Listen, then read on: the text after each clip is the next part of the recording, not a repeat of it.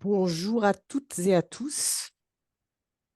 Donc, Nouria Dutoit Messaoudi, déléguée générale du FONGEP. Je vous souhaite la bienvenue et je souhaite à chacun d'entre vous une belle année de promesses, en tout cas des promesses qu'on va partager ensemble. Je vais demander à mes trois partenaires de se présenter. Monsieur Yann Gaël Fourquier.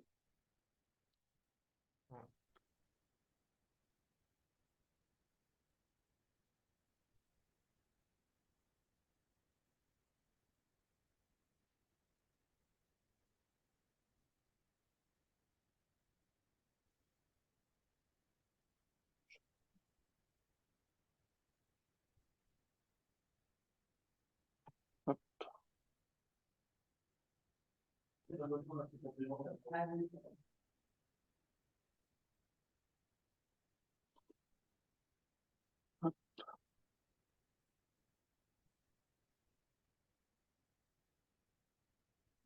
Vous êtes perdu en son, pardon. Vous m'entendez? Oui, très bien, très Parfait. mieux. Florian, c'est bon? Oui, très bien. Je crois que Nouria te proposait de te présenter. Pardon. Et donc, alors je poursuis parce que c'est moi qui ai la main et j'ai eu un Voilà. petit souci, c'est les aléas du direct. Hop. Et donc Yann Fourquier, consultant et fondateur de Coreos, cabinet qui traite plus spécifiquement des questions d'organisation, de stratégie et d'évaluation. Donc, on va remonter. Pascal. Bonjour à toutes et à tous. Belle année aussi également à tout le monde. Pascal Desclos, fondateur de l'agence Valoremis, qui se consacre essentiellement à concevoir, co-construire des ingénieries de médiation. Voilà, et enfin Florian, que je pense que beaucoup d'entre vous connaissent. Bonjour à toutes et tous. Je vous adresse également mes vœux.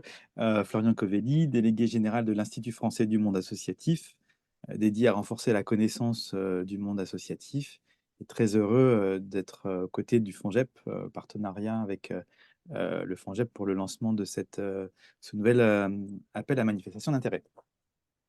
Voilà, donc merci donc à tous. Donc, le FONGEP, je vais quand même en quelques mots resituer le FONGEP. Le FONGEP, Fonds de coopération pour la jeunesse et l'éducation populaire, qui fêtera ses 60 ans le 29 février. D'ailleurs, chacun d'entre vous recevra une invitation.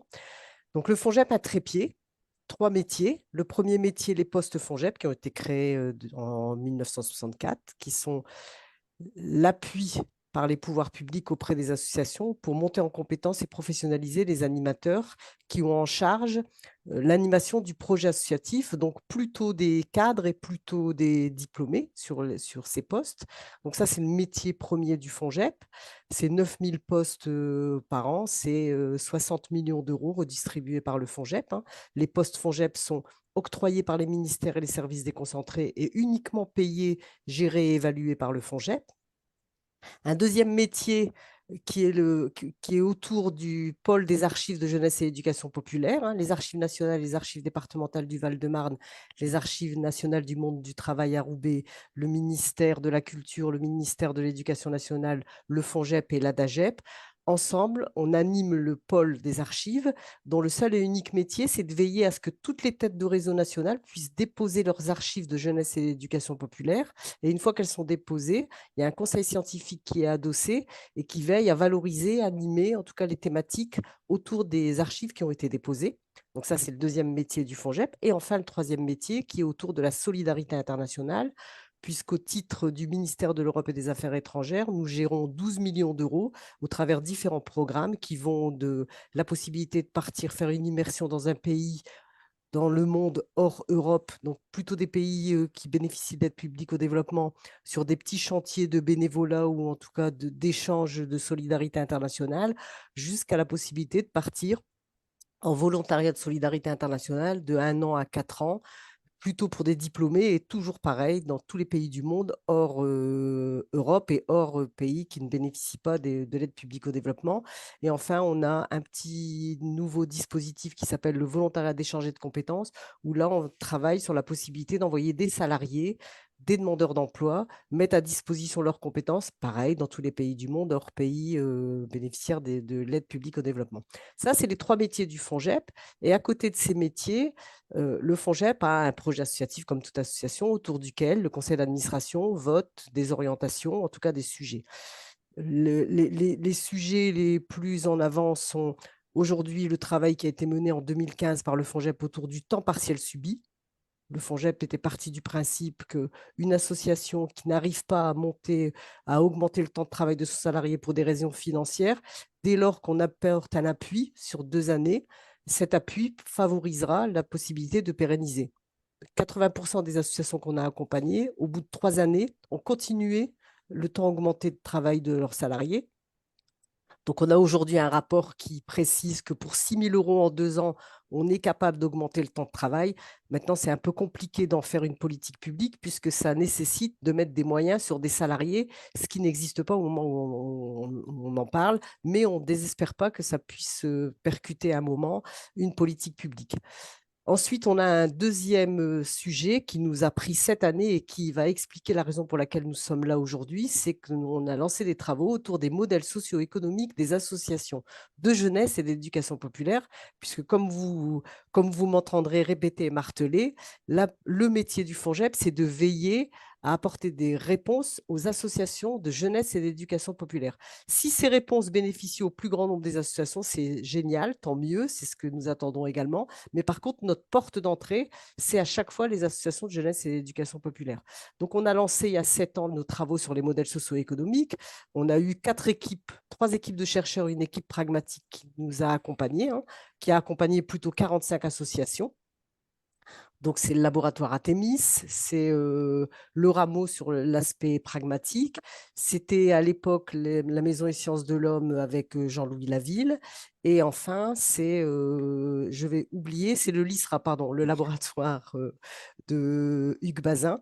Donc, ces 4 équipes nous ont accompagné les associations et nous ont permis de continuer les travaux jusqu'à ce jour, jusqu'à la création du jeu dont on parlera peut-être un peu quelques instants ensuite, GEP Ambition, qui est la possibilité pour nous de mettre en forme, sous forme d'un kit, l'essentiel des travaux pour permettre à n'importe quelle association, puisque c'était la volonté du FONGEP, c'était certes des travaux scientifiques, certes des publications, certes des états de l'art, certes un ouvrage sorti par l'INJEP, mais à côté de ça, si on veut toucher un maximum d'associations pour qu'elles se questionnent elles-mêmes sur leur modèle socio-économique et du coup sur leur projet associatif, donc le kit GEP Ambition sera pour nous une réponse généralisée des travaux qui ont été menés jusqu'alors. Voilà. Et enfin, donc parmi ces 3 équipes de chercheurs, il y a une équipe, celle d'Artemis, qui nous a préconisé à l'issue des travaux sur les modèles socio-économiques de travailler sur l'évaluation, en tout cas nous a expliqué que si on n'accompagnait pas le travail autour de l'évaluation, on ne re-questionnerait pas, en tout cas correctement, le modèle socio-économique, ou en tout cas, on serait un peu en décalage. Et donc, Artemis a été celui qui nous a amenés aujourd'hui à lancer l'appel à manifestation d'intérêt et à nous questionner sur comment aujourd'hui les pouvoirs publics et les associations peuvent ensemble co-construire, en tout cas co-construire une démarche autour de l'évaluation. Et que pouvons-nous... Il y a Mathilde qui n'a pas coupé son micro. Merci Mathilde. Et donc, comment aujourd'hui on pousse la réflexion pour faire en sorte que ces 2 parties, pouvoir public et association, puissent être sous l'éclairage des équipes scientifiques, en tout cas une réponse à ce qui nous questionne aujourd'hui et un moyen d'éviter que les pouvoirs publics ne soient uniquement sur l'obligation de résultats imposés aux associations et sur les associations qui vivent l'évaluation comme une contrainte, comme une difficulté ou en tout cas comme une obligation. Et donc, on compte sur chacun d'entre vous pour faire en sorte qu'on puisse sortir en tout cas de nos questionnements et on puisse à la fois apporter des réponses cohérentes et en tout cas être à nos côtés pour expliquer à toutes les parties que si on s'en mange correctement, on peut produire des effets hyper positifs et hyper structurants pour tout le métier. Donc voilà, donc ça vous laisse la surface de ce qu'on attend de vous, et en tout cas l'impératif qu'on attend de vous. Alors, avant de passer la parole à mes trois collègues et de les laisser vous présenter plus précisément la démarche, je vais vous mettre dans le chat une adresse mail sur laquelle on va vous demander d'envoyer vos noms, prénoms, titres, et afin qu'on puisse vous identifier pour la suite. Donc, je mets l'adresse mail dans le chat, donc, et je passe la parole en premier lieu à Florian, si je ne m'abuse, et je laisse Yann Gaël dérouler avec vous les slides, et je suis tout en observation. Merci à tous. Merci Nouria. Il me semble que là, c'était encore à toi sur cette slide, sauf si on ne l'a pas déroulée. Moi, j'interviens à partir de la slide 6. Mais elle a globalement résumé le T'as Et vous résumé. savez que je suis très désobéissante. Très bien. Donc, Bon, bah, c'est parfait. je pense qu'on peut passer à la slide suivante, On messieurs. peut Oui. passer même à la slide 6. Alors, non, c'est celle-là. Non, ça, c'est les objectifs encore. Mais OK, allons sur la slide 6 directement. Alors. Allez. Voilà. Euh, donc, l'Institut français du monde associatif, donc je le disais, il a pour mission de renforcer la connaissance du monde associatif. Et dès notre première consultation en 2019 sur les besoins de connaissances, on avait identifié des besoins de connaissances des associations sur les questions de création de valeur et d'évaluation. Donc, à partir de là, on avait décidé de lancer un groupe de travail acteurs-chercheurs sur les modèles socio-économiques et sur la création de valeur, considérant, mais ça fait le lien avec ce que disait Nouria et les échanges avec le laboratoire Artemis, considérant qu'il y avait un lien entre une lecture stratégique des modèles socio-économiques et le pilotage de la création de valeur par les associations. Et donc, ce groupe, il s'est conduit de février à septembre 2021 et il a identifié des pistes de recherche prioritaires sur cette thématique. On a confié le copilotage académique de ce groupe à Elena Lassida et Laurent Gardin et le pilotage stratégique à Yannick Blanc. Et suivant les recommandations de ce groupe de travail, l'Institut a lancé en 2022 un appel à manifestation d'intérêt en recherche participative qui s'intitulait Modèles socio-économiques et création de valeur, qui a soutenu 7 nouvelles recherches en partenariat avec le FONGEP. Donc, lorsque le FONGEP a décidé de lancer ce nouvel appel à manifestation d'intérêt, il nous a semblé très naturel de nous associer pour capitaliser sur les travaux de l'Institut, pour capitaliser aussi sur les besoins de connaissances que nous avions identifiés. Ces besoins de connaissances se déclinent en 3 axes que je vous présente maintenant. Le premier axe, c'est celui qui s'affiche, penser les processus évaluatifs en tant que démarche stratégique et délibérative, révélatrice et productrice de valeur. En termes de satisfaction de besoins sociaux, la valeur est beaucoup plus que l'impact qui va s'intéresser au nombre de bénéficiaires, les sorties positives, les personnes logées, les personnes formées, soignées, etc. C'est-à-dire à l'efficacité de l'action réalisée en termes de résultats chiffrés. La valeur, c'est aussi la contribution spécifique de chaque structure au vivre ensemble, sa manière de faire société et de la transformer, de relier les personnes, de les accompagner, de décider, d'organiser l'activité. Donc, la valeur se révèle autant par les résultats que par la manière spécifique de faire de chaque structure.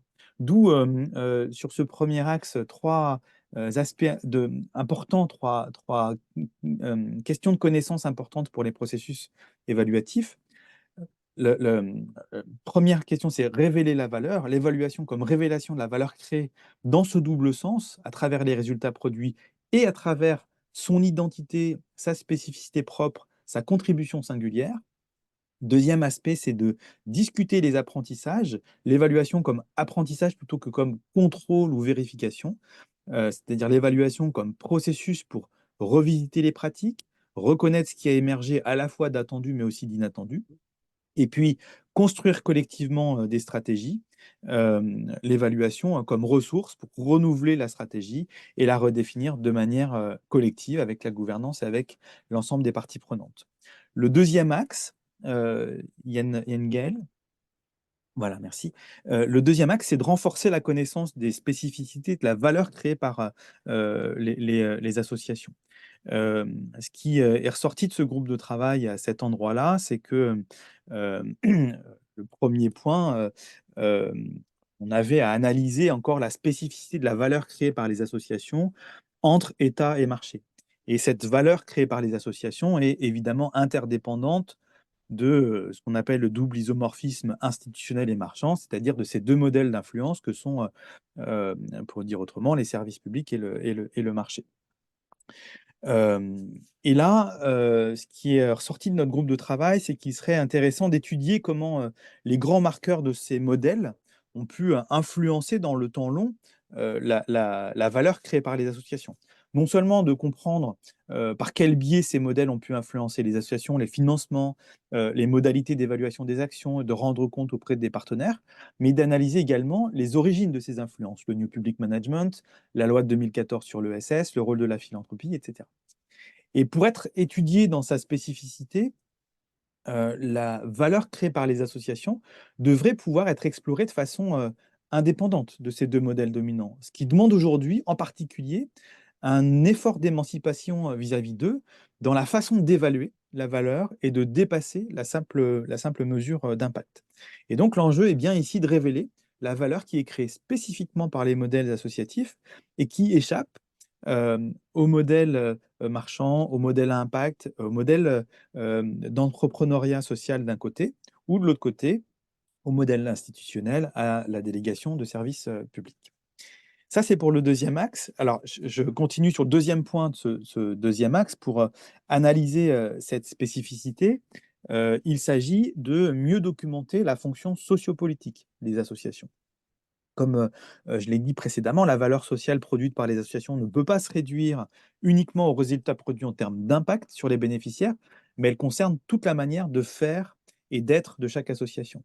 Et pour identifier et préciser la fonction sociopolitique des associations, la démarche d'évaluation conçue en termes d'identification de leur spécificité plutôt qu'uniquement quantification d'impact réalisé devient un outil majeur.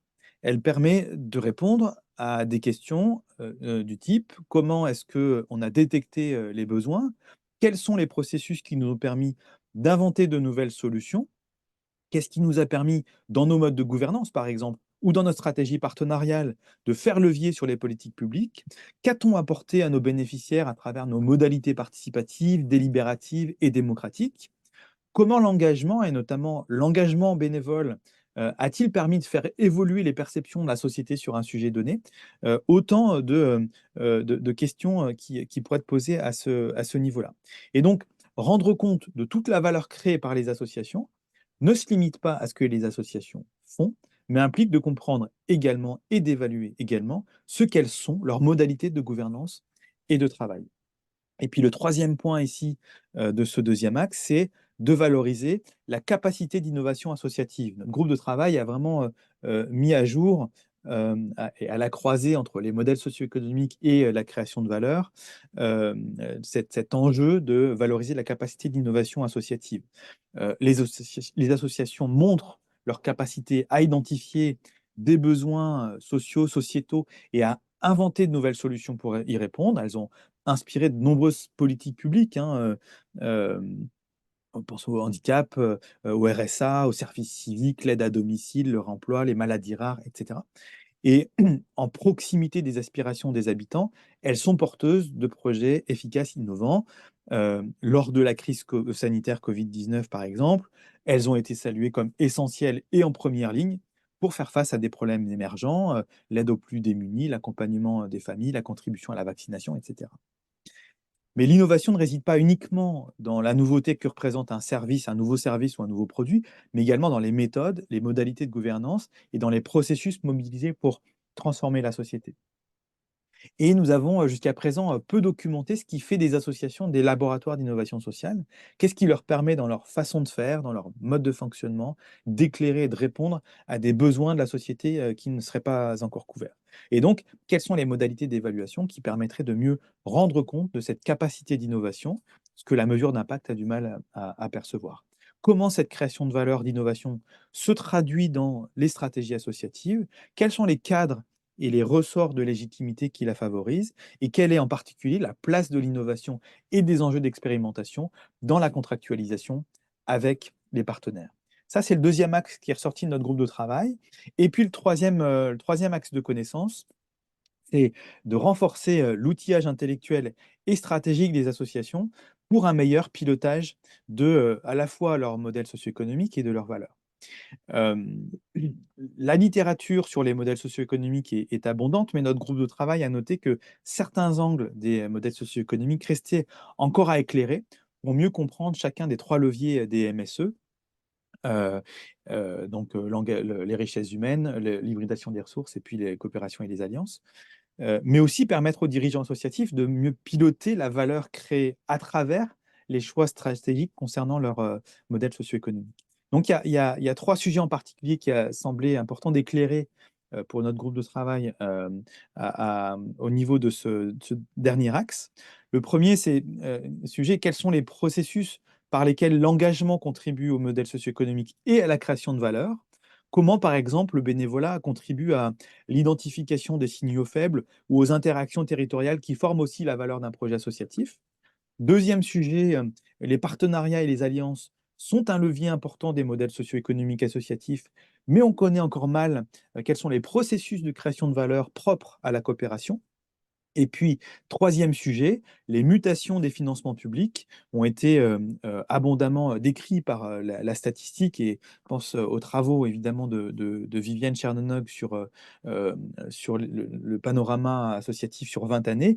En revanche, l'incidence de ces mutations sur les modèles socio-économiques, sur la valeur créée par les associations, reste encore à analyser. C'est une problématique importante pour outiller le dialogue avec les partenaires, pour mieux évaluer et accompagner les effets de ces évolutions sur le projet associatif et sur la valeur créée. Voilà quels sont les 3 axes de connaissances qui ont été identifiés dans le cadre de ce groupe de travail de l'Institut. Et nous, à travers ce partenariat avec le FONGEP, il nous était important de verser ce travail d'identification des besoins de connaissances dans le cadre de cette AMI pour que les travaux qui seront engagés puissent en tenir compte, s'en imprégner et puis y apporter des éléments de réflexion et de réponse.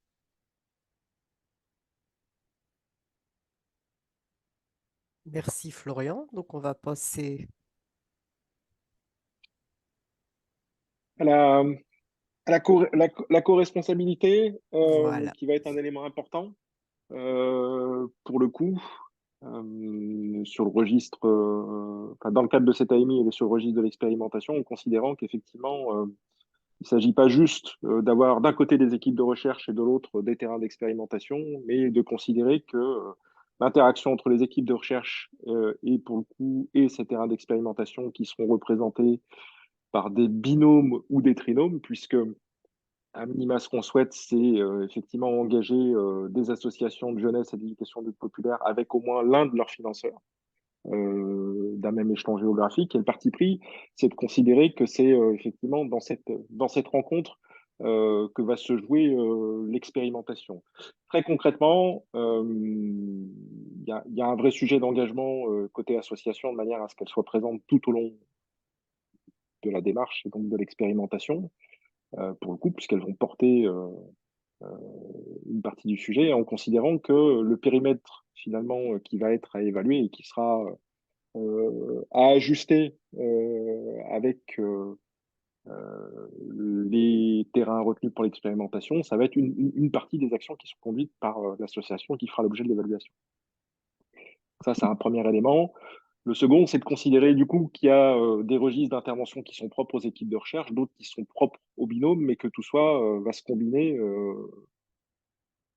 au cœur de l'expérimentation. Donc, élaboration, l'expérimentation et la modélisation des modalités d'évaluation, d'une part, côté équipe de recherche, l'élaboration, l'expérimentation et la modélisation des modalités de participation des parties prenantes, vous l'avez compris, Florian a insisté sur cette dimension de recherche participative, mais il y a un enjeu pour nous, effectivement, autour, et qui est extrêmement fort dans l'AMI, autour de la question de la co-construction de l'évaluation et de ses modalités, notamment puisque l'enjeu demain, c'est de permettre aux associations et à leurs financeurs d'être en capacité de construire ensemble des modalités d'évaluation qui conviennent à l'ensemble des parties et pas uniquement à l'une des parties, comme c'est le cas le plus souvent aujourd'hui, et en ayant recours à des modèles qui ne sont pas forcément les plus adaptés pour mesurer, pour apprécier, pour juger, comme diraient les évaluateurs, de l'apport ou de la valeur des actions associatives qui sont conduites. Petite précision du coup, et vous allez voir que tout ça se répond dans une logique de co-construction.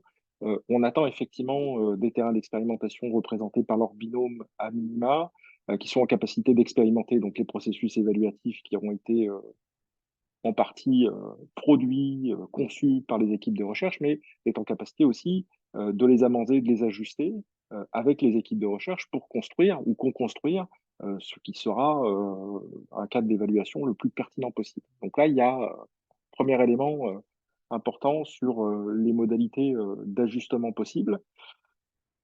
Deuxième attendu, pour le coup, et qui appartient plutôt aux équipes de recherche, c'est cette capitalisation sur laquelle Pascal aura l'occasion de revenir, mais l'idée, effectivement, qu'on puisse en tirer des éléments d'enseignement en chemin faisant et pas uniquement en fin d'expérimentation. On veut pas de l'effet tunnel dans le cadre de cette AMI. On a besoin de pouvoir éclairer au fur et à mesure l'ensemble des parties, de progresser dans la connaissance, dans la compréhension, comme le disait Florian, de manière à mettre à disposition aussi, et ça sera un enjeu de transfert sur lequel Pascal reviendra également postérieurement, de manière à ce que on soit en capacité de partager avec le plus grand nombre d'associations de jeunesse et d'éducation populaire des éléments d'apprentissage et de leur mettre à disposition des outils qui ne seront pas forcément finalisés, mais qui leur permettent également de commencer à avancer sur le chemin de modalités d'évaluation un peu différentes. Ce qu'on attend du coup côté binôme ou trinôme, c'est la capacité d'observer, d'analyser ce que vont être des intérêts, des opportunités, des limites liées à ces processus évaluatifs et puis liées aux modalités très concrètes de mise en œuvre et de pouvoir en faire un retour. Et ça viendra alimenter bien entendu la capitalisation côté équipe de recherche, mais ça viendra alimenter aussi la capitalisation que l'on pourra conduire avec Pascal en propre pour le coup, puisqu'on a cette mission de rassembler aussi à terme un certain nombre de matériaux qui ont été produits. Et donc, ça sera intéressant que de pouvoir regarder aussi très précisément ce qui va se jouer sur les terrains d'expérimentation. Ce qui appartiendra également aux équipes de recherche, et vous voyez que c'est aussi très en lien avec les binômes, c'est d'assurer le transfert de connaissances aux acteurs de terrain. C'est qu'est-ce qu'on peut partager avec eux pour les faire progresser et pour leur permettre aussi de mettre en œuvre, puisqu'on sait très bien que dans les méthodologies d'évaluation, il y a forcément il y a une forme de technicité et qui s'acquiert pour partie. Et donc, qu'est-ce qu'on met à disposition pour permettre effectivement aux binômes d'expérimenter au mieux. Et ce qui sera intéressant côté binôme, c'est d'être en capacité d'identifier ce qu'ont été ce qui a été le chemin d'apprentissage réalisé tout au long, puisqu'effectivement, on peut partir du principe que tout ça va permettre aussi aux uns et aux autres de progresser dans leur compréhension à la fois des processus, des sujets même ou des objets qui feront l'objet de l'évaluation pour peut-être les partager un peu différemment. Et puis, ce qu'on attend, qui va être commun pour le coup et vraiment de l'ordre de la co-responsabilité, c'est d'évaluer finalement ce que sont les bénéfices des processus évaluatifs expérimentés. En quoi ça permet de dessiner à la fois de nouvelles modalités d'appréhension des modèles, de la valeur, de partage aussi des éléments entre des associations d'un côté, des financeurs et des partenaires de l'autre, et puis entre des chercheurs, bien sûr, et puis des acteurs de terrain, puisque on peut partir du principe que a priori, vous n'aurez pas les mêmes clés de lecture, et c'est bien normal, et c'est cet enrichissement aussi qui va être recherché. Et puis, dernier élément, c'est bien entendu, côté équipe de recherche, ce qu'on attendra, c'est que vous soyez en capacité de produire des éléments de restitution. On reviendra sur les livrables tels qu'on les a définis dans le cadre de l'appel à manifestation d'intérêt. Mais l'idée étant effectivement qu'on arrive à en tirer des éléments de capitalisation, d'enseignement à terme, qui permettent là aussi, puisque c'est quand même un des enjeux forts de cet appel à manifestation d'intérêt et de la démarche qui est conduite par le FONJEB, c'est d'être en capacité d'outiller à terme les associations et leurs partenaires et les pouvoirs publics pour qu'ils soient en capacité de conduire des évaluations de manière un peu différente. Pascal, sur les objectifs opérationnels? Absolument. Pour poursuivre vraiment vos propos, vous voyez 5 objectifs opérationnels. Le premier, on a beaucoup insisté là-dessus, vous l'avez vu dans la publication de l'AMI, la co-construction donc entre chercheurs et binômes. Alors tout à l'heure, il a été évoqué le fait évidemment qu'en tant que chercheur, vous avez des postulats, vous avez des principes d'action, vous avez en termes de recherche participative, il s'agira entre chercheurs et parties prenantes, en fait, eh bien, de l'amont à l'aval des expérimentations, de faire participer un maximum les associations, alors quels que soient les terrains d'expérimentation. Il conviendra donc de proposer en fait une approche méthodologique qui garantisse les conditions du partage, une place pour chacun, une contribution pour chacun, identifiée, qualifiée, et de collaborer évidemment à toutes les étapes du processus de l'expérimentation. Donc, cette méthode qui vise, vous l'avez compris, à associer toutes les parties prenantes, associations, financeurs, surtout les terrains investigués, eh bien, c'est un point auquel, évidemment, on sera très sensible, conformément d'ailleurs à la philosophie, au principe même qui qualifie ce qu'est le FONGEP, afin de construire, évidemment, avec les acteurs, les dispositifs, les solutions méthodologiques envisagées. Donc, lorsque, vous le verrez un peu plus tard, on essaiera également de mettre en place des temps d'échange réguliers entre vous, chercheurs, bien évidemment, parce que la co-construction, elle nous intéressera aussi de votre point de vue, mais évidemment, il y aura la co-construction également qui sera adressée, proposée au terrain d'expérimentation. Yann Gaël aussi a mis en lumière la capitalisation. Alors, la capitalisation, il se trouve que dans le cadre de cet accompagnement à maîtrise d'ouvrage, la capitalisation sera vraiment un fil rouge tout au long de la démarche, au fil de l'eau, pour ne pas attendre les 2 ans en fait, d'expérimentation pour disposer d'éléments capitalisés, et ce qui normalement devrait contribuer aussi évidemment aux acteurs à prendre conscience des apprentissages qui sont les leurs, que ce soit sur le fond, la forme, la dynamique des expérimentations qui seront menées. En effet, l'approche de ce que l'on nomme pour notre part la valeur associative, et, eh bien, ça aussi impactera les perceptions, les modifications des perceptions des acteurs, que ce soit vous-même, que ce soit les associations ou les financeurs.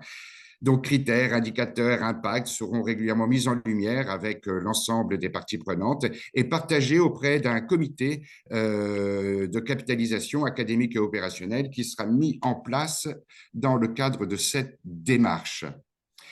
Troisième objectif opérationnel, le transfert au fil de l'eau. Tout à l'heure, Nouria, vous indiquez en effet que le transfert était vraiment un enjeu absolument essentiel pour que le FONGEP puisse mettre à disposition des outils, des dispositifs qui permettent aux parties prenantes eh bien, de retrouver, de s'émanciper, disait Florian, mais aussi de retrouver une autonomie de pensée et d'action en ce qui concerne leur modèle socio-économique et plus particulièrement là, évidemment, l'évaluation.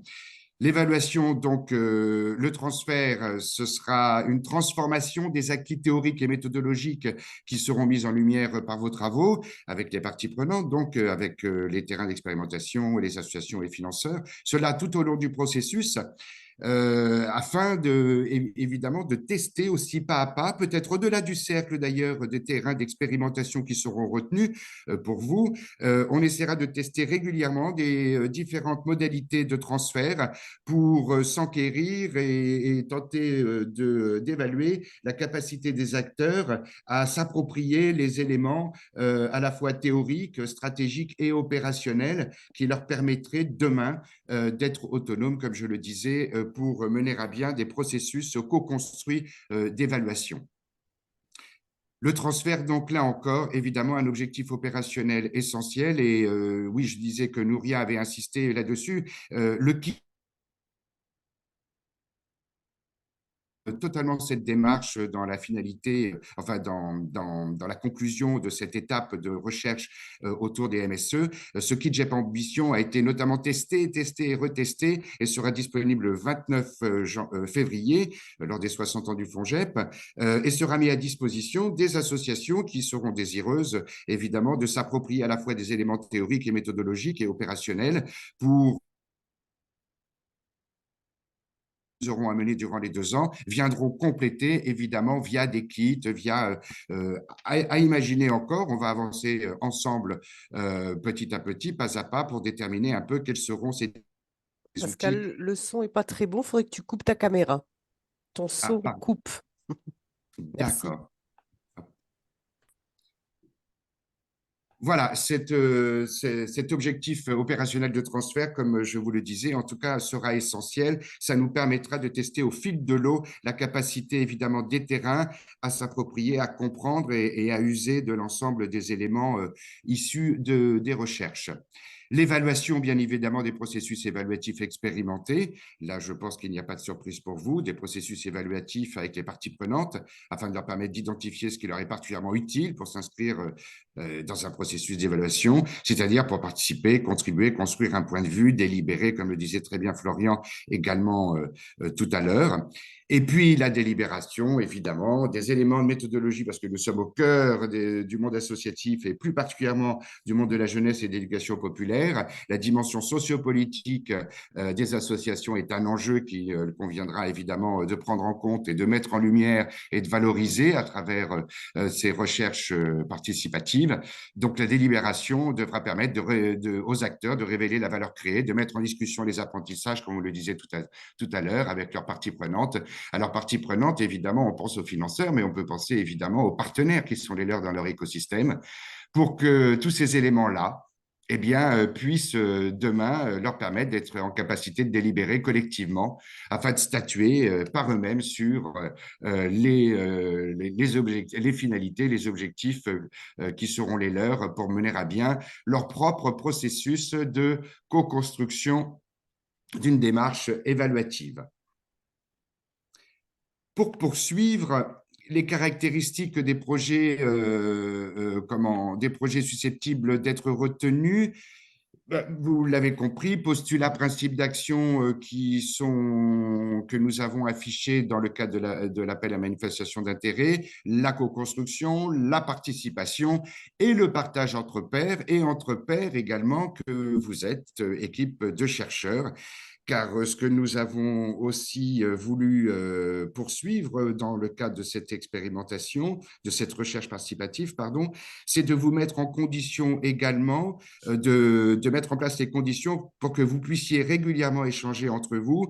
Et vous verrez d'ailleurs, c'est la raison pour laquelle nous avons proposé que chaque équipe de recherche puisse disposer d'un terrain que l'on pourrait qualifier a priori comme commun, c'est-à-dire un terrain local, plus un terrain pour chacun libre de choix, bien évidemment, que ce soit un terrain départemental, national ou régional. Mais quoi qu'il arrive, il y aura un terrain qui sera à peu près similaire. Ce sera un terrain local qui devrait nous permettre, ce choix-là devrait nous permettre de mieux échanger également entre vous, équipe de chercheurs. Les attendus vis-à-vis… Oui, Pardon. vas-y, pardon. C'est à toi, Yangel. Alors, c'était. Ouais, je proposais de prendre la suite sur ça. En fait, tu viens de traiter le point du bas hein, sur partager régulièrement les Absolument. avancées, leurs travaux. Pour ce qui concerne le point au-dessus, avec le binôme ou le trinôme, le premier point, c'est que vous allez partager une méthode des processus axée sur la coproduction de connaissances. Donc, on se situe bien dans une démarche de recherche participative, ce qui impliquera notamment que la question de recherche soit retravailler avec le binôme ou le trinôme, mais aussi que la méthode de coproduction de connaissances soit bien explicitée dans vos projets. Il n'y a pas de prescription sur quelle est la méthode attendue, mais en tout cas, elle devrait être bien précisée. Et puis, et le deuxième point, cadre réflexif, il vous sera demandé de prévoir et de nous présenter, de nous décrire un cadre, un dispositif de réflexivité pour veiller à la qualité de la coproduction des connaissances. Un dispositif de réflexivité, là aussi, on n'est pas prescripteur, ça peut prendre différentes formes. Un dispositif de réflexivité qui aura pour fonction, pour rôle de doter l'équipe projet d'une capacité d'alerte sur le process en cours en termes de fond, de forme et de dynamique.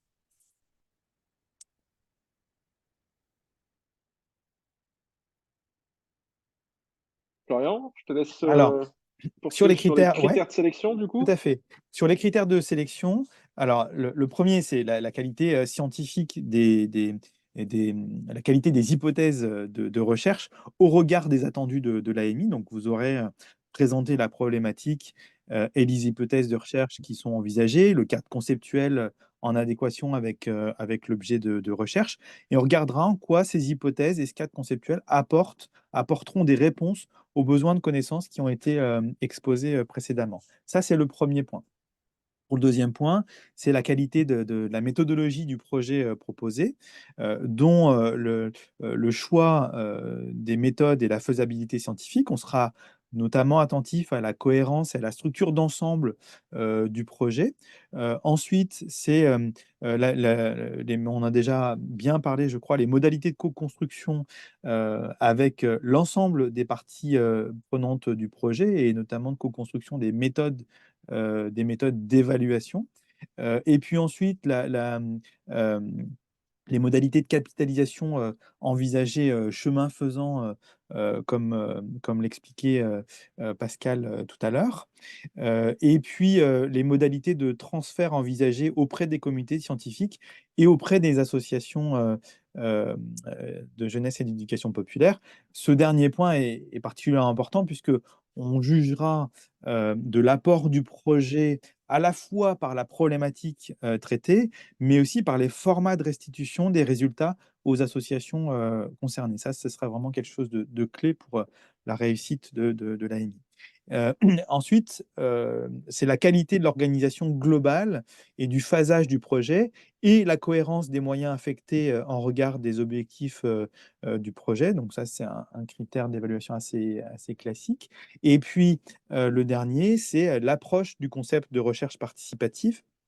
Donc, en particulier, il sera attendu une définition conjointe acteurs-chercheurs des questions de recherche. Il sera également attendu que les formats de restitution des travaux aient été pensés conjointement entre acteurs et chercheurs de façon à assurer la qualité du transfert auprès des associations.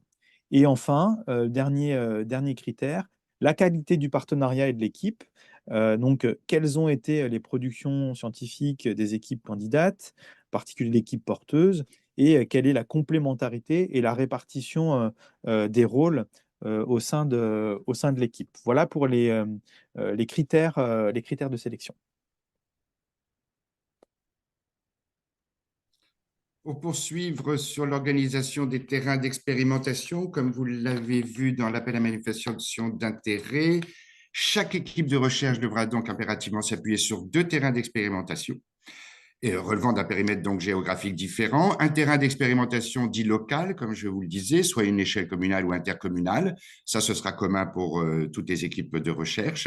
Et enfin, un terrain d'expérimentation sur un échelon autre, géographique, donc supérieur, qu'il soit départemental, régional ou national. La sélection des terrains d'expérimentation donc sera réalisée en parallèle de cette AMI par le FONGEP. Il s'agit de trouver aussi pour notre part des binômes ou trinômes, associations, financeurs, candidats pour s'inscrire dans le cadre de ces expérimentations. Et on vous les fera rencontrer, bien évidemment. Ces binômes ou trinômes seront composés d'acteurs d'un même échelon géographique, souhaitant s'engager et évidemment désireuses de s'engager dans cette démarche afin qu'ils disposent d'une pratique ou d'une expérience en matière d'évaluation. Et enfin, un petit point, mais important, dans le cadre des réponses à cet appel à manifestation d'intérêt, il est tout à fait envisageable que les équipes de recherche identifient par elles-mêmes des binômes porteurs de terrain qui leur sembleraient pertinents pour conduire leurs travaux. Au-delà donc des inscriptions que le FONGEP recevra, peut-être que vous-même avez déjà des terrains qui vous paraîtraient pertinents à proposer pour que vous puissiez travailler avec eux. Du coup, Pascal, une petite précision à ce sujet, parce que c'est un élément important. Oui. Ce qu'on vous recommande dans le cadre de l'AMI, si vous avez d'ores et déjà des terrains, c'est effectivement de leur permettre de candidater via l'appel à candidature terrain d'expérimentation qui a été lancé par ailleurs par le FONGEP, de manière à ce qu'on ait bien les deux en parallèle, en mentionnant bien quels sont les terrains que vous envisagez et qui candidatent en parallèle. Ça nous facilitera un peu la vie plutôt que puisque effectivement, vous l'avez compris, il y a deux processus de sélection en parallèle, l'un pour des équipes de recherche, l'autre pour des terrains d'expérimentation, et qui serait dommage qu'on ne retrouve pas des terrains potentiels d'expérimentation que vous identifieriez ou avec lesquels vous seriez déjà en phase de travail ou de calage dans le cadre de l'appel à candidature pour le coup. Donc on a besoin effectivement que les deux soient conduits en parallèle. Et donc, si vous avez d'ores et déjà des terrains ou si vous les identifiez, assurez-vous qu'ils candidatent bien en parallèle à l'appel à candidature en mentionnant bien dans votre réponse, et eux le mentionneront aussi dans la leur, le fait que vous êtes en lien. Voilà pour la précision et l'insistance, mais c'est absolument essentiel pour pas perturber le processus de sélection aussi côté terrain d'expérimentation. Et pardon, Yann Gaël, du coup, une dernière précision, tellement c'est important, un terrain égale bien une association plus son financeur ou ses Oui, financeurs. tout à fait. Avec une expérience de l'évaluation ou pas. Absolument. C'est pas un prérequis côté terrain d'expérimentation. Au contraire, on espère avoir des terrains avec un niveau de pratique ou d'expérience en matière d'évaluation qui peut aussi être différent. Sur les modalités d'installation des expérimentations, Pascal, toujours? Absolument. Donc, vous l'avez compris, le FONGEP retiendra au final 5 équipes de recherche et donc 10 binômes porteurs de terrain d'expérimentation, puisque chaque équipe de recherche aura à investiguer, à travailler, pardon, avec un terrain local et un autre terrain d'une autre dimension géographique. Et on veillera évidemment à vous accompagner pour assurer l'appariement entre vous et les terrains d'expérimentation. Et c'est pourquoi nous vous proposons déjà de retenir deux dates, les 28 et 29 mars prochains, pour que nous puissions réaliser un séminaire de lancement d'une journée et demie ou qui se déroulera, alors tout est encore à caler, mais ce que les grandes étapes seront se rencontrer entre pairs, afin de partager ensemble les premiers éléments de repères scientifiques et méthodologiques dans le cadre d'une première demi-journée qui vous sera exclusivement consacrée, à vous, équipe de recherche. Et le 28 mars après-midi, vous découvrirez les binômes des porteurs des terrains d'expérimentation locaux. Et là, on prendra évidemment du temps pour ajuster vos propositions collectivement, donc pour imaginer, co-construire les conditions de mise en œuvre des expérimentations. Et on vous accompagnera pendant ces 2 ans, bien évidemment, dans le cadre de ces appariements. Et enfin, le 29 mars matin, eh bien, on découvrira les binômes de terrain d'expérimentation des autres échelons géographiques, donc départementaux, régionaux, nationaux, et on anticipera ensemble les conditions favorables à la mise en place des expérimentations. On sera vraiment cette fois-ci dans le détail de la méthode, des conditions d'engagement de chacun, des disponibilités, de la temporalité, etc., etc. Donc, on Petite prendra précision une journée et complémentaire, demie. Pascal, Oui, pardon. On vous mettra à disposition pour les équipes de recherche qui seront retenues, dès lors qu'elles seront retenues, puisque les deux appels, enfin les deux processus de sélection s'opèrent sur la même temporalité. On vous mettra à disposition, équipe de recherche retenue, des fiches signalétiques présentant chacun des binômes avec les problématiques en matière d'évaluation identifiées, le périmètre, etc., de manière à ce que vous ayez des éléments d'information sur chacun des binômes, ce qui oui. permettra éventuellement d'avoir une première réflexion avant même ce séminaire pour identifier les deux binômes qui vous intéresseraient le plus potentiellement. Et de manière symétrique, on adressera au binôme une fiche signalétique présentant les 5 équipes de recherche retenues, de manière à ce qu'elles puissent réfléchir aussi en fonction des angles d'attaque qui seront les vôtres et de vos hypothèses de recherche, ce qui leur semble le plus intéressant de leur point de vue.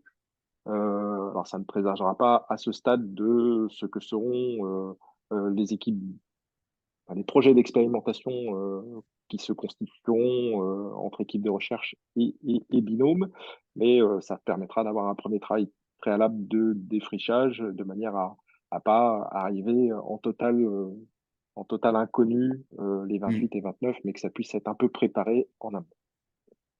Absolument.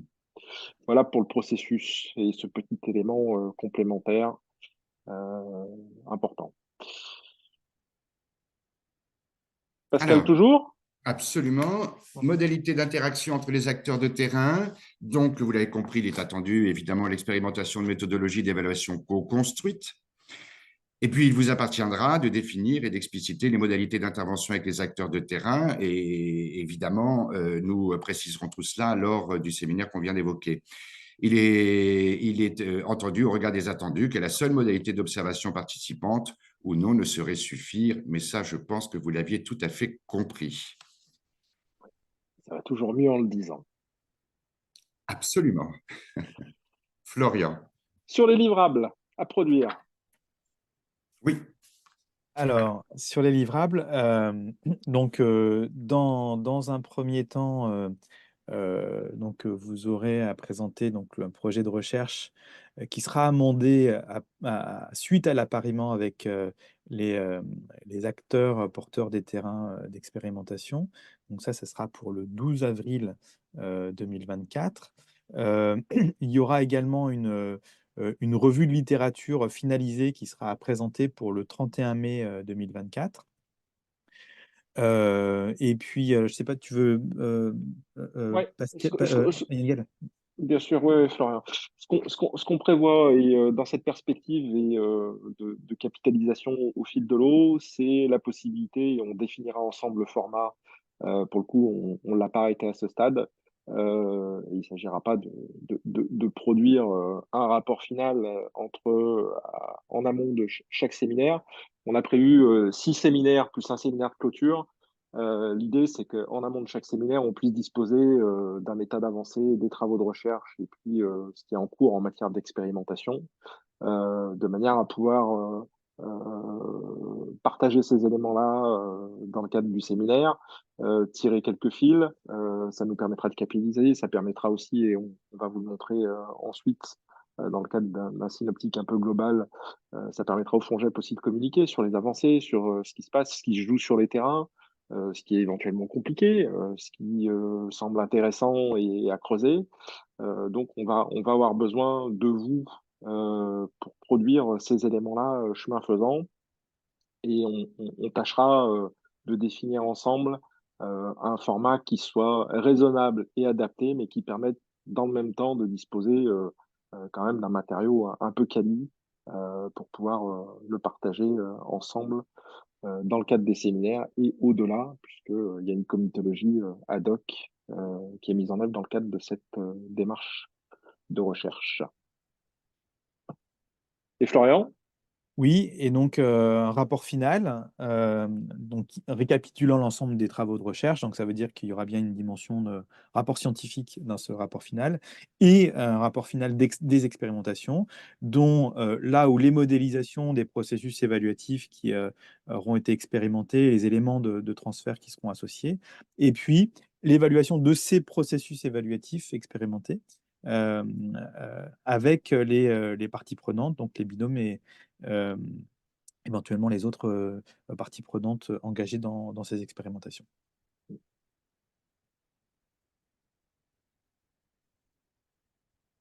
Nouria, pour les modalités de soutien financier? Tu n'as pas ton Avec le micro, c'est quand Ah, même c'est mieux. mieux. Alors, sur le soutien financier, donc, on part du principe que chaque équipe de recherche aura une dotation de 40 000 euros par an, donc 80 000 euros sur 2 ans. Et donc, sur les équipes, sur les binômes, hein, il est bon de le savoir, sur les binômes qui seront accompagnés, seront financés également par ailleurs les associations et bien évidemment pas les pouvoirs publics. Ensuite, les modalités de versement, c'est 50% du montant total de la subvention à la signature et 50% en fin d'année. Et sur l'année 2, pareil. Donc, il n'y a pas de... Il Pas de surprise particulière. n'y a rien de particulier sur les modalités de financement. Entendu. Alors, critères d'éligibilité. Concrètement, Et ça va de soi, s'inscrire pleinement dans les objectifs fixés par le président AMI. Et puis, on sera attentif aussi à ce que votre projet de recherche ne fasse pas déjà l'objet d'un financement dans le cadre d'un autre AMI ou d'un appel à projet. Si tel est le cas, ça vaut le coup d'identifier très précisément ce qui est financé et ce qui ne l'est pas, et ce qui pourrait du coup être pris en charge, et ça sera à due proportion au titre de cet appel à manifestation d'intérêt. Hein, on n'a pas vocation non plus à financer deux fois la même chose, soyons raisonnables. Les acteurs éligibles, le parti pris, c'est de considérer qu'on s'adresse à des équipes de recherche appliquées, quelle que soit leur appartenance institutionnelle, donc c'est assez large, hein, établissement d'enseignement supérieur de recherche, organisme de recherche, autres établissements qui ont une mission de recherche, établissements privés ayant une activité de R&D, donc c'est possible, qui peuvent s'allier à des partenaires, pour le coup, et c'est une des originalités ou des spécificités, puisqu'on sait que sur l'évaluation, et ça peut être intéressant d'être à la croisée entre des praticiens et des chercheurs. Des partenaires donc, qui peuvent être d'une autre nature que des équipes de recherche sont donc potentiellement autorisés. Avec, pour le coup, une exigence, c'est que dans tous les cas, le projet de recherche il est bien porté par un partenaire académique et que dans tous les cas, le rôle des uns et des autres, et ça fait partie des critères de sélection aussi, hein, sur la qualité du partenariat, si vous engagez sur ce type de montage, le rôle des uns et des autres doit être clairement précisé dans la phase de candidature, mais ça va de soi. Et pour rappel, date limite de réception, et ça vient vite, 29 février 2024. Récapitulatif des pièces à fournir. Donc, un courrier du responsable institutionnel de l'équipe de recherche qui valide la candidature. On s'assure qu'effectivement, il y a bien un engagement institutionnel sur le sujet, de manière à ce qu'on n'ait pas des candidatures de chercheurs et puis des labos qui nous disent ensuite que ben non, c'est pas prioritaire et donc s'engageront pas. Un projet détaillé, et donc vous retrouvez l'ensemble on l'a pas repris ici parce que ça nous semblait un peu lourd, des rubriques mentionnées au point 9 de l'AMI, qui reprennent tout le détail, toute la structure. Donc il a attendu, on ne vous a pas fourni de documents normés en considérant que chacun pouvait faire le sien. On a défini les rubriques auxquelles il fallait répondre. Charge à vous, le format vous appartient. On n'a pas d'a priori sur le format à nous transmettre. Un budget prévisionnel détaillé. Donc là, pour le coup, on attend effectivement, alors c'est bien 2 années, mais c'est 2 années à cheval. Donc on est sur des exercices qui vont être entre avril 24 et mars 25, et puis avril 25 et mars 26, quelque chose comme ça. Sachant que pour 2026, effectivement, on vous emmènera un tout petit peu plus loin, puisqu'il y aura la clôture s'effectuera en fin d'année, donc il y aura 1 ou 2 dates, et qu'on attend la restitution des travaux, pour le coup, pour fin septembre 2026. Et puis, dernier élément, et on a insisté dessus, si vous avez déjà des terrains d'expérimentation identifiés, indiquez-les-nous précisément et indiquez-leur de bien candidater dans le cadre de l'appel à consultation initié par le FONGEP par ailleurs pour rechercher des terrains d'expérimentation. Si on fait le rappel un peu chrono du processus d'appel à manifestation d'intérêt, on est bien uniquement là à ce stade sur l'appel à manifestation d'intérêt. Donc, on l'a lancé fin décembre. On est le 12 janvier. L'idée, c'est de vous proposer, on va y revenir ensuite, un webinaire dédié plutôt aux questions-réponses le 9 février prochain, de manière à préciser éventuellement des éléments qui resteraient à préciser le cas échéant. Une clôture de l'AMI au 29 février. Ensuite, on entrera, nous, dans une phase d'instruction et de sélection des candidatures qui va nous emmener jusqu'à la mi-mars. L'idée étant qu'on puisse notifier, après, le comité stratégique qui sélectionnera les candidatures. Et donc, dès le 13 ou le 14 mars, certainement, on l'a noté au 18 pour se donner un petit peu de marge, mais l'idée étant qu'on puisse vous notifier au plus vite et vous adresser du coup les éléments complémentaires concernant les terrains d'expérimentation retenus, de manière à ce que vous ayez ça aussi en réflexion. On vous attendra et on vous accueillera avec grand plaisir. Alors, les lieux ne sont pas encore définis, mais on vous précisera également tous ces éléments-là d'ici là, 28 et 9 mars. Sans surprise, on peut se dire que ça sera Paris, Nouria. Hein. Donc voilà, 28-29 mars à Paris, lieu à préciser. Et puis ensuite, on poursuivra jusque fin avril avec l'idée que vous puissiez amender vos projets de recherche dès lors que l'appariement aura été fait avec les terrains d'expérimentation et qu'on puisse avoir une validation définitive par le comité stratégique de ces projets-là, avec pour le coup un go définitif au démarrage.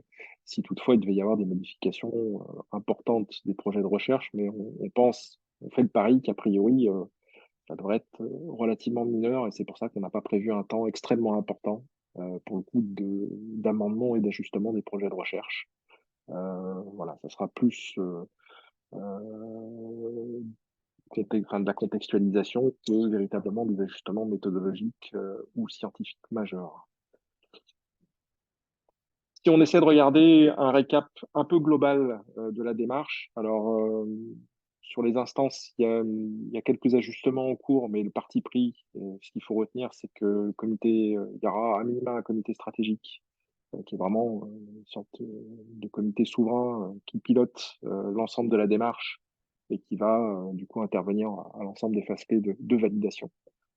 Pour le coup, un comité d'expérimentation qui se déclinera aussi en comité local d'expérimentation, puisque l'enjeu, c'est d'avoir un pilotage pour chacune des expérimentations qui vont être mises en œuvre. Et puis, vous aurez, on aura en parallèle, et on verra dans quel cadre, dans quel cadre, pardon, de la comitologie ça rentrera, mais les questions de transfert et de capi qui seront également traitées, puisqu'effectivement, il y a un travail en continu qui va nous occuper plus spécifiquement, Pascal et moi, et auquel on vous mettra de fait à contribution, bien entendu, puisqu'on va s'appuyer sur vos travaux.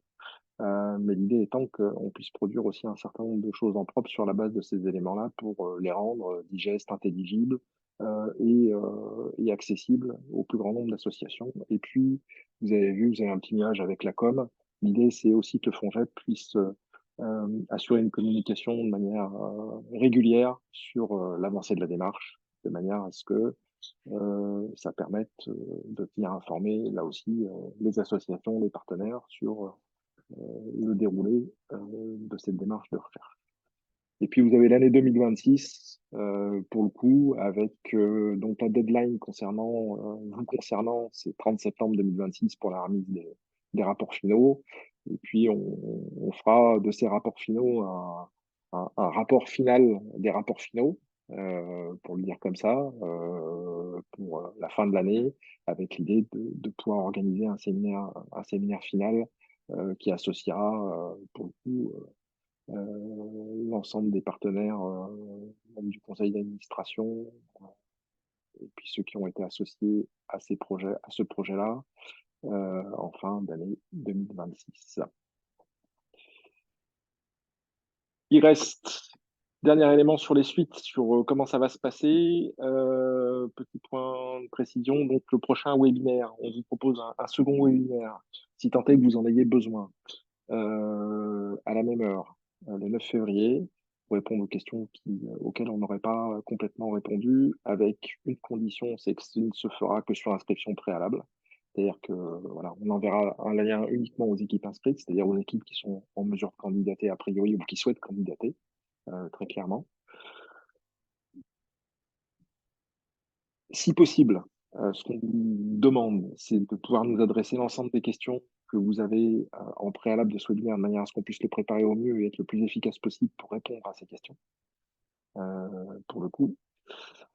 Et puis, d'ores et déjà, ce qu'on peut vous indiquer, c'est que les questions auxquelles on répondra, ce sera des questions liées à la compréhension de l'AMI et aux attendus, si tant est qu'il reste à l'issue de ce webinaire, des questions sur ce registre. Des questions liées au montage du dossier, puisque là, pour le coup, on sait que chemin faisant, il peut s'en poser et que chacun n'identifie pas nécessairement a priori comment ça va s'engager. En revanche, les questions auxquelles on ne répondra pas, c'est tout ce qui va concerner finalement le cœur de vos travaux ou de vos réflexions sur les hypothèses de recherche, les choix méthodologiques qui seront les vôtres. Pour le coup, dans la mesure où ça fait partie du processus de sélection ensuite, on n'apportera pas de réponse sur ces éléments-là. Il vous appartient de déterminer a priori quelles sont les orientations que vous privilégiez d'un point de vue scientifique et d'un point de vue méthodologique. Et nous en avons fini pour la présentation. Et puis, on peut passer sur un mode de réponse à des questions qui pourraient, le cas échéant, se poser sur ces deux registres, et c'est tout.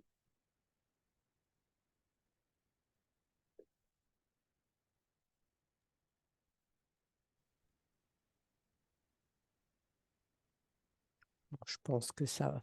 Alors, je précise juste que sous la forme de contact @fongep.org, c'est sur ce lien-là qu'on enverra les invitations du webinaire. Donc, on vous mettra une modalité d'inscription. Parce que j'ai repéré dans l'assistance beaucoup d'associations qui se sont glissées avec les chercheurs. Je verrai cet après-midi s'il y a des chercheurs qui souhaitent participer à l'appel à la candidature cet après-midi à 14h. N'hésitez pas à m'envoyer un petit mail. Je vous envoie le lien avec plaisir puisque je vois que c'est un peu en vase communicant.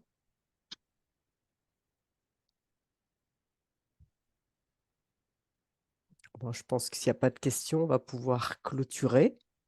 Remercier chacun et chacune. Alors, il y a une question d'Emmanuel Oui. Sultan concernant est-il envisageable d'avoir une dimension internationale? Bien évidemment, dès lors que le porteur est académique français. C'est ce qui a été précisé. Donc, ça peut être une équipe, je suppose, au moins transnationale ou. Mais ça ne pose pas question dès lors que le porteur.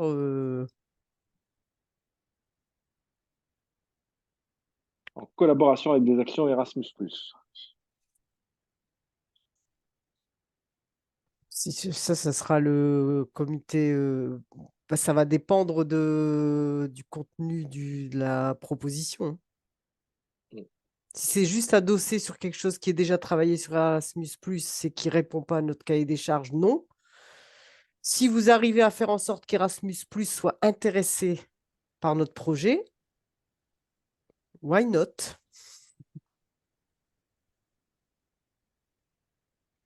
Il y a Romain qui nous rejoint à la fin, donc on va lui dire bonjour et au revoir. Oui, gardez vos questions pour le 9 février. Si vous avez des questions un peu plus complexes, n'hésitez pas à les mettre sur contact@fongep.org. Je les retransférerai à Yann Gaël, à Florian et Pascal et on essaiera d'apporter des réflexions et des réponses collégiales. Donc, n'hésitez pas. Et de toute façon, toutes les questions que vous nous poseriez, qu'on estimerait plutôt du domaine de vos réponses individuelles, on ne répondra pas. Donc, allez-y, ne vous gênez surtout pas. Faites-vous plaisir. Nouria, Nicolas Chauchois de l'Institut Godin nous demande si on peut envoyer ou communiquer le support de présentation de ce jour. Je pense qu'il n'y a aucun souci. À tous ceux qui m'auront envoyé leurs coordonnées sur contact@fongep, vous êtes 6 pour le moment sur 26 inscrits. Donc, je sais qu'il y en a 6 qui le recevront dans une demi-heure. Pour les autres, dès que vous avez répondu, ce sera avec plaisir. Ce que j'ai oublié de dire, je pense qu'il est bon que je le précise, c'est que le FONGEP est une des dernières si ce n'est la dernière association co-gérée. La particularité du FONGEP, c'est que le FONGEP est constitué de 2 collèges. Un collège associatif, donc vous avez toutes les têtes de réseau associatives, jeunesse et éducation populaire et plus, et des associations internationales, puisque vous avez retenu qu'un tiers de l'activité du FONGEP était sur la solidarité internationale, et un collège institutionnel dans lequel vous retrouvez tous les ministères, ministère de l'Europe et des Affaires étrangères, ministère de la Culture, ministère de l'Éducation nationale, la Direction générale de la cohésion sociale, la Direction générale des collectivités locales, l'Agence nationale de cohésion des territoires, et les 3 collectivités Association des maires de France, régions de France et départements de France. Et la particularité du FONGEP, donc, qui est co-géré, c'est une des réponses, enfin, un des motifs qui fait qu'aujourd'hui, l'expérimentation est bien sur le duo pouvoir public-association. Et donc, la volonté affichée du FONGEP, c'est bien évidemment que tous ces travaux viennent servir et contribuer à l'évolution des modalités d'évaluation des politiques publiques. C'est-à-dire que pour nous, dans 2 ans, sur la base de vos travaux, on doit pouvoir bouger les lignes, ou en tout cas contribuer à faire bouger les lignes. C'est bien l'état d'esprit dans lequel on est. Ce n'est pas 5 équipes qui vont travailler sur des modalités de co-construction d'évaluation et des politiques publiques qui ne vont pas tenir compte des travaux. Et donc, le rôle du comité stratégique qui va être coprésidé par l'INGEP et le FONGEP, c'est bien évidemment de faire en sorte que ce que vous allez nous produire, nous proposer, ça va venir contribuer et bouger les lignes de l'évaluation. Voilà, petite précision. Et l'autre précision, c'est que le président du FONGEP, qui est issu du collège associatif, donc Patrick Chenu, directeur général des MJC de France, n'a pas de voix délibérative. Donc, le conseil d'administration du FONGEP, avec les 2 collèges que je viens de vous présenter, sont tenus d'arriver à des ententes puisque la voix du président n'est pas prépondérante. Voilà pour cette petite précision. Et nous allons pouvoir vous libérer s'il n'y a pas d'autres questions. Et on compte sur des dossiers de qualité et on compte sur des propositions décalées, innovantes, et pas uniquement des structurés bien clean et bien propres. Merci à tous. Merci Bravo. beaucoup. À bientôt. À bientôt.